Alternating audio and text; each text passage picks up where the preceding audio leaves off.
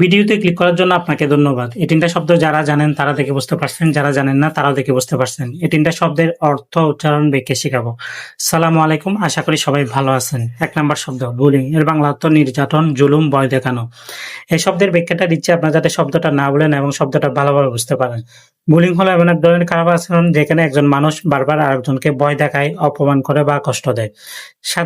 সাধারণত school, college বা কাজের জায়গায় দুর্বল কাউকে টার্গেট করে অন্যরা খারাপ ব্যবহার করে, যেমন গালি দেওয়া, ঠাট্টা করা, মারধর করা বা একঘরে করে রাখা।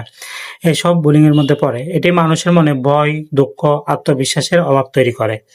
আশা করি আপনারা এই শব্দটা ভালোভাবে বুঝতে পারছেন। আর এই কাজটা কেউ করবেন না, এটা খুব খারাপ কাজ, এই কাজটা কেউ করবেন না।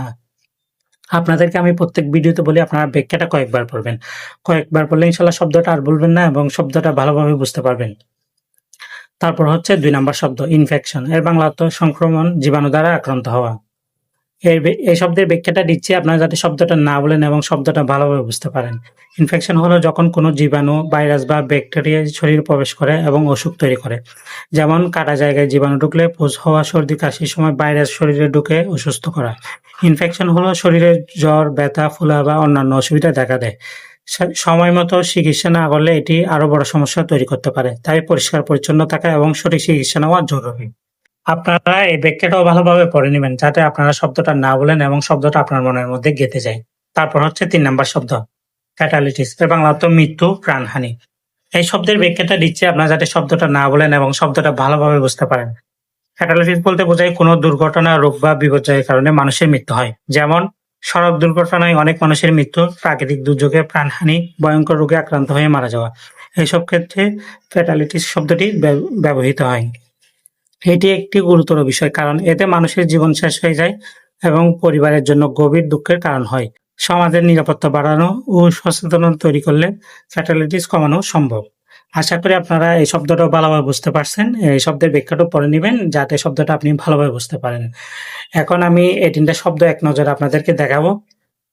এটা হচ্ছে ১ নাম্বার শব্দ নির্যাতন, জুলুম, ভয় দেখানো, বুলিং। এটার ব্যাখ্যাটা হচ্ছে এটা।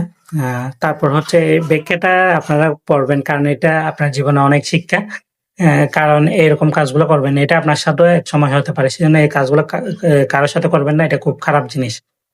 তারপর হচ্ছে আ সংক্রমণ, জীবাণু দ্বারা আক্রান্ত, ইনফেকশন। ইনফেকশন হলে আপনি সঠিক চিকিৎসা নিবেন। ঠিক আছে? ব্যাখ্যাটা পড়বেন। ব্যাখ্যাটা যখন পড়বেন আপনি শব্দটা এমনভাবে আপনার মনের মধ্যে গেঁথে যাবে, ইনশাআল্লাহ শব্দটা আর ভুলবেন না। তারপর হচ্ছে ৩ নাম্বার শব্দ। ৩ নাম্বার শব্দ হচ্ছে এটা। আপনারা ব্যাখ্যাটা একটু দেখে নেন। আশা করি আপনারা এই ৩ টা শব্দ ভালোভাবে শিখতে পারছেন। আর ভিডিওটা যদি ভালো লেগে থাকে অবশ্যই লাইক, কমেন্ট, শেয়ার করবেন। আর যারা ফেসবুকে দেখবেন ফলো দিবেন, লাইক, কমেন্ট, শেয়ার করবেন। আপনি একটা শেয়ার করলে বাকিরাও শিখতে পারবে। সবাই ভালো থাকবেন, সুস্থ থাকবেন। পরবর্তী ভিডিওতে দেখা হবে। আল্লাহ হাফেজ। সালাম।